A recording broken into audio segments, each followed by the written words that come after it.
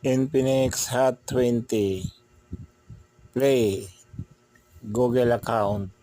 Tatanggalin natin sa unlock tool.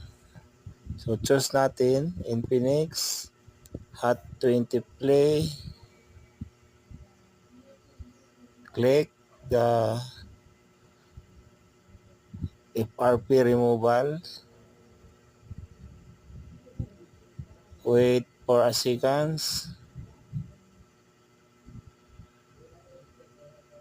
Okay, reading na.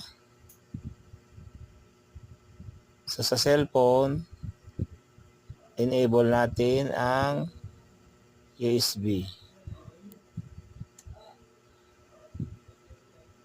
Okay? Done.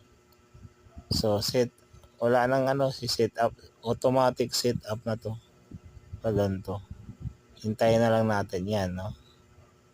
Okay, madali lang. Easy solution sa FRP.